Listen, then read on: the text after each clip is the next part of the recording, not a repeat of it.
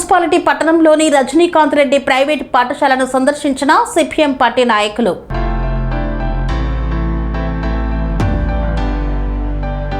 సిద్దిపేట జిల్లా దుబ్బాక మున్సిపల్ పట్టణంలోని రజనీకాంత్ రెడ్డి ప్రైవేటు పాఠశాలను సిపిఎం పార్టీ ఆధ్వర్యంలో సందర్శించారు.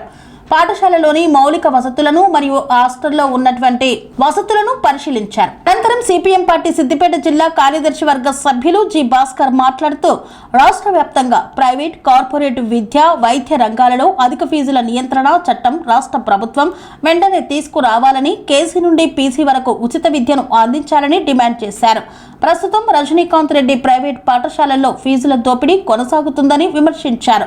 ఇక్కడి ప్రజల యొక్క జీవన ప్రమాణాలు చాలా ప్రాథమిక స్థాయిలో ఉన్నాయని, ఇక్కడ ఉద్యోగ ఉపాధి కల్పనలో ప్రభుత్వాలు సరైన చర్యలు చేపట్టడం లేదని, కార్మికులు, రైతులు, కష్టజీవులు నిరంతరం కష్టపడితే కుటుంబం గడవడమే కష్టంగా ఉన్నటువంటి నేపథ్యంలో పాఠశాలకు అలవాటు చేసే నర్సరీకి 22,500 రూపాయల ఫీజు నియమించడం అంటే పేద ప్రజలను ఆర్థికంగా దోపిడీ చేయడమే అని విమర్శించారు. కావున వెంటనే ఫీజుల నియంత్రణపై అధికారులు, ఎంఈఓ, జిల్లా విద్యాధికారి దృష్టి పెట్టి చర్యలు చేపట్టాలని డిమాండ్ చేశారు. పేద ప్రజలను విద్యను దూరం చేయడమే ఇందులో భాగమవుతుందని చెప్పి భావిస్తా ఉన్నాం. దీనిలో భాగంగా రాష్ట్ర వ్యాప్తంగా రాష్ట్ర ప్రభుత్వం వెంటనే ఫీజుల నియంత్రణ చట్టాన్ని తీసుకురావాలి. వీటితో పాటు స్కూలు చట్టం ప్రకారంగా పుస్తకాలు అమ్మొద్దు, కానీ ఇక్కడనే రజనీకాంత్ రెడ్డి స్కూలు స్టాంపు వేసి పిల్లలకు వాళ్ళే యూనిఫామ్స్, బుక్స్ అమ్ముతూ ఈరోజు విద్యార్థులను మరో రకంగా ఆర్థిక దోపిడీకి పాల్పడుతూ ఉంది. కాబట్టి ఇట్లాంటి రజనీకాంత్ రెడ్డి స్కూల్ పైన డిఈఓ గారు, ఎంఈఓ గారు వెంటనే స్పందించి చర్యలు చేపట్టి బుక్కులు అమ్ముతున్నటువంటి దాన్ని, యూనిఫామ్స్ వాటి మీద చర్యలు తీసుకొని విద్యార్థులకు సరైనటువంటి న్యాయం చేసే పద్ధతి ప్రైవేటు ఫీజుల నియంత్రణ చట్టం ఒకటి రాష్ట్ర ప్రభుత్వం తీసుకురావాలనేటువంటి ఒక ఉద్దేశంతో ఈ ప్రైవేటు విద్యా సంస్థలు పైన, ప్రైవేటు హాస్పిటల్ పైన మేము సందర్శిస్తూ ఉన్నాం. సిద్దిపేట జిల్లా దుబ్బాక మండల కేంద్రంలో రజనీకాంత్ రెడ్డి స్కూల్ను విజిట్ చేసిన సందర్భంగా అనేక రకాల సమస్యలు ముందుకొస్తూ ఉన్నాయి.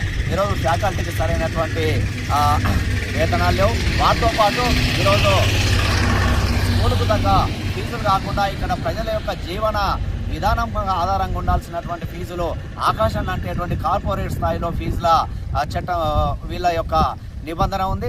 ఈరోజు నర్సరీకే 22,000 రూపాయలు అంటే ఈరోజు ఇక్కడ కనీస సామాన్య ప్రజలు చదువుకోలేనటువంటి పద్ధతిలో ఉండబోతా ఉంది. కాబట్టి ఈరోజు నర్సరీ అంటేనే స్కూల్కి అలవాటు చేసేటువంటి ఒక ప్రాథమికమైనటువంటి దానికి ఈరోజు 1,000 రూపాయలు నిర్ణయించి ఈరోజు దుబ్బాక ప్రజానీకం, ముఖ్యంగా రైతులు, కష్టజీవులు, కూలీలు పనిచేసుకునేటువంటి ప్రాంతంలో ఇంత పెద్ద మొత్తంలో ఫీజులు ఉంటే వాళ్ళ పిల్లల్ని ఏ విధంగా చదివిస్తారని చెప్పి ఈరోజు సిపిఎం పార్టీగా ప్రశ్నిస్తూ ఉన్నాం. ఈ